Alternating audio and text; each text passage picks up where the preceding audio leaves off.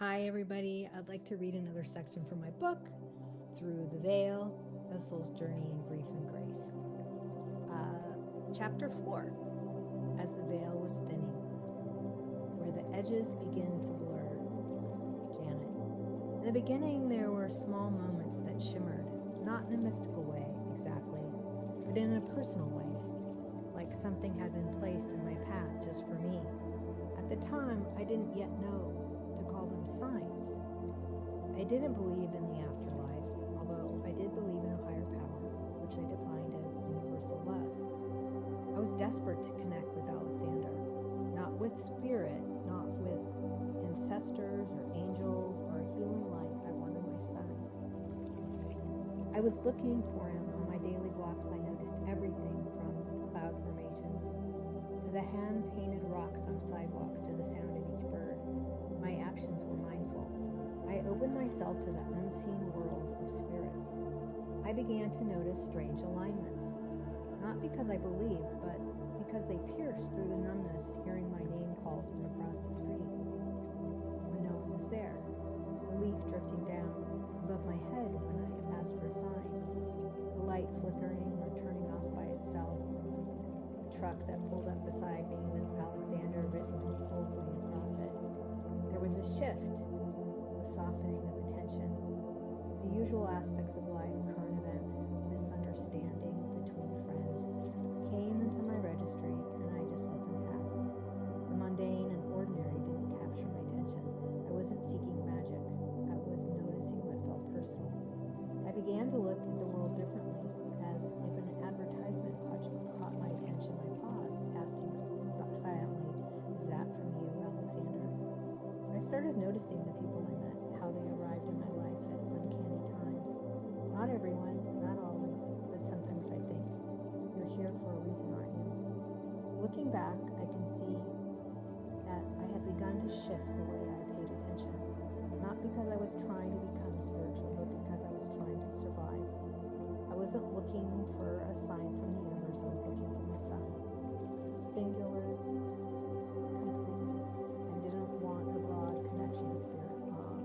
or loved ones beyond the veil. I wanted Alexander. And so I watched the world differently.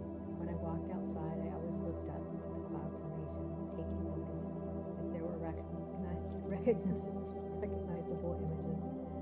I noticed when a bird or butterfly caught my attention, especially if they came closer than usual.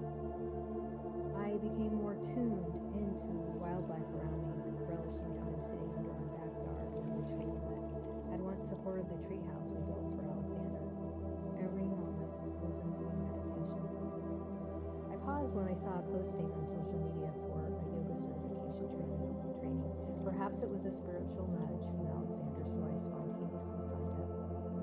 Was it the yoga training that I was meant to take, or was it the yoga studio itself that led me to the like-minded spiritual woman? Like Laura. Laura had lost her 29-year-old daughter just 2 years before Alexander's passing. She was a yoga teacher, shamanic healer, a Reiki master, and led mystical healing sound baths at the yoga studio. Once I introduced myself to her, the bond was immediate. Laura was the first parent I knew in my community who lost a child. She was navigating the grief with grace and had dedicated her path to helping other parents in their mourning journey. It was in the car that I had the most technical hiccups, like when a podcast wouldn't play no matter how many times I pressed the play button. I noticed the strange glitches in music when a song would start playing from a playlist I didn't remember choosing. Sometimes the synchronicity felt so specific I laughed out loud. I only use Spotify playlists when I taught my dance classes, and in the car I listened to spiritual podcasts, also on Spotify. So when I got into the car, plugged in my phone, and the song White Spirit played from my Apple Music over and over again for a few weeks. It was one of those signs shouting for my attention. Other times I second-guessed it all, but I kept noticing. When Tom drove the car, certain songs grabbed his attention.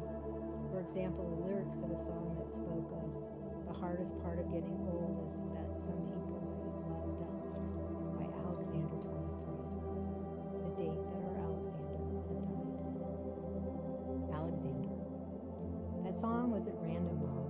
It was meant for Dad. I wanted to reach him in a new way, hopefully without needing to explain it. When he heard that lyric, the hardest part of getting old was that some people maybe love don't. I knew it would land in a quiet part of his heart, the one that holds me but doesn't speak it out loud. And the artist's name, Alexander 23, was the signature the date I left, the name you still say. I knew he'd hear it. I wanted him to. It was a way of saying, I see you, Dad. I'm still with you. Even if he couldn't fully explain at the moment, I was there brushing close. Music lets me slip in when the mind is too tired to question. It creates openings for love to be felt without needing proof. That was one of those openings, a sacred one. So that's it for now. Thank you for listening. I hope you enjoyed. And my book is now available in paperback or ebook. Soon, audiobook on Amazon. And probably it's going to be a couple months before it's available for you to order it at your bookstore.